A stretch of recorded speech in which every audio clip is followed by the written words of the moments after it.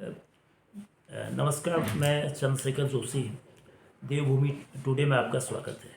और इस समय हम चंपावत जिलाधिकारी कार्यालय में हैं और जिलाधिकारी नवनीत पांडे जी से ये जानना चाहेंगे कि मुख्यमंत्री पुष्कर सिंह धामी की विधानसभा क्षेत्र है और मुख्यमंत्री पुष्कर सिंह धामी का ये जिला है। तो यहाँ विकास के पिछले 1.5 साल में 3 जून 2022 को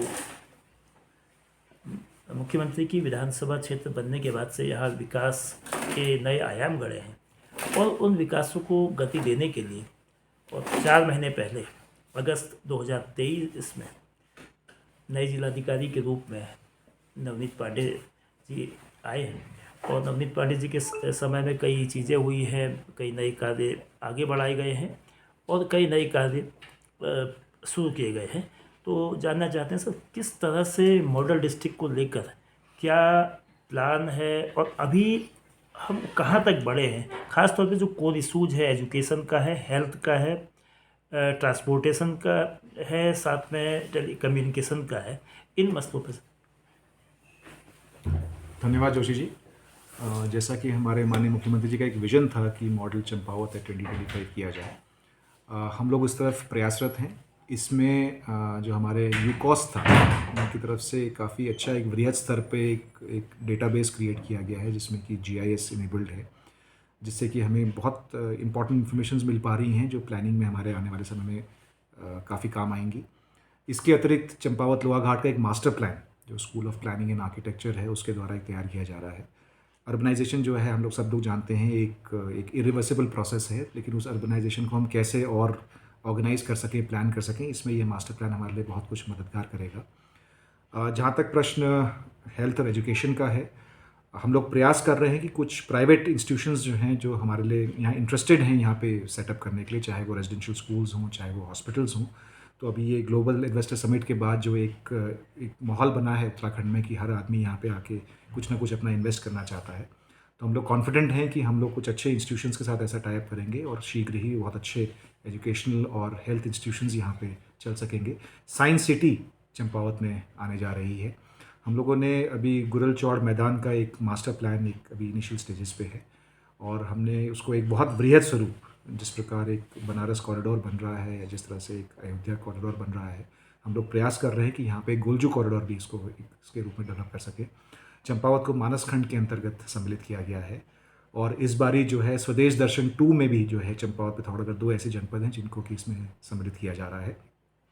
तो स्वदेश दर्शन अंतर्गत भी हम लोग जो है 1 डिस्ट्रिक्ट 1 डेस्टिनेशन में काफ़ी वृहद स्वरूप जो है पर्यटन को यहाँ पे हम देने जा रहे हैं। चंपावत की एक बहुत यूनिक बात है कि ये कॉर्बेट की कर्मभूमि रही है और उन्हीं के मेमोरी में और उन्हीं की याद में हम लोग एक कॉर्बेट ट्रेल यहाँ पे अब डेवलप कर रहे हैं। वो भी उसकी जो है DPR काफ़ी एडवांस स्टेजेस में आ चुकी है। एक मॉडर्न बस स्टैंड यहाँ पे चंपावत में और एक टनकपुर में जो है प्रपोज़ किया गया है, जिससे कि लोगों को आवागमन की सुविधा हो सके। अभी हाल ही में एक टनकपुर से ट्रेन भी लॉन्च की गई है जो दिल्ली गुड़गांव को कनेक्ट करेगी। तो हमें उम्मीद है कि सब आने वाले समय में न केवल यहाँ के लोगों को एक रोज़गार मिल सकेगा, स्वरोज़गार मिल सकेगा, बल्कि आने वाले जो पर्यटक हैं उनकी संख्या में बहुत बढ़ोतरी होगी। तो जो एक मंशा है कि साहब जो माननीय मुख्यमंत्री जी का एक विज़न था जो उन्होंने 2 साल पहले देखा था, जिसको अब भारत सरकार ने भी एक परिकल्पित किया है, जो हमारी अभी एक विकसित भारत यात्रा जो चल रही है उसमें भी हमें एक मंत्र दिया गया है कि हमें सैचुरेशन अप्रोच पे जाना है, यानी कि संतृप्तिकरण करना है। यही मॉडल चंपावत की भी मंशा है कि हम लोग हर वो व्यक्ति जो किसी भी सरकारी योजना का, चाहे वो भारत सरकार की हो चाहे वो राज्य सरकार की हो, उस योजना से हम उसको लाभान्वित कर सके। तो वही मेरे समझ से जो है मॉडल चंपावत की परिकल्पना होगी।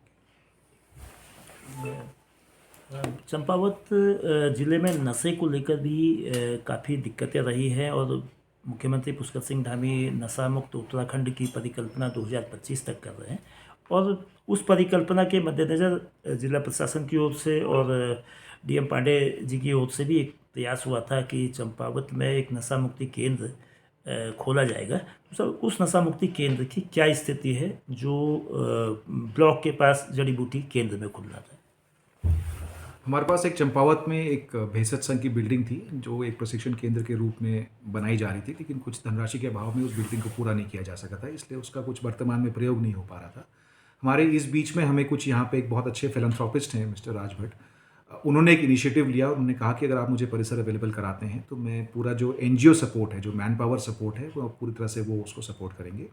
तो हमने उसी पुरानी बिल्डिंग में अभी फ़िलहाल कुछ हमारे अपने जो लोकल फंड्स थे यहाँ पे प्राधिकरण के, उससे हमने उस बिल्डिंग को अभी एक नशा मुक्ति केंद्र के रूप में डेवलप किया है।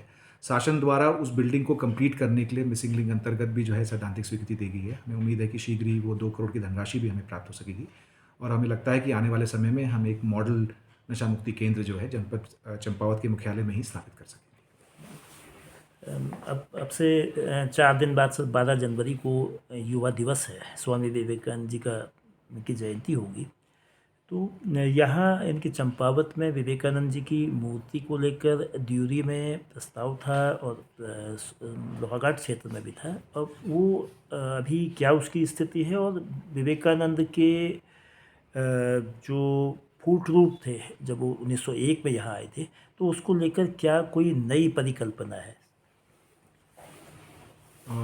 मायावती आश्रम जो स्वामी विवेकानंद जी से बिल्कुल एक बहुत इम्पॉर्टेंट, उनकी लाइफ का बहुत इम्पॉर्टेंट पार्ट था और यहाँ करीब 15 दिन आके उन्होंने यहाँ पे निवास किया है। हम लोग भी प्रयासरत हैं कि उनके नाम से हम लोग इसको जो है, जो हमारा ये स्वदेश दर्शन में जो थीम है, वो भी हमारी स्वामी विवेकानंद जी के ही उनके विजन पे और उनके प्रिंसिपल्स पे जो है आधारित रहेगी।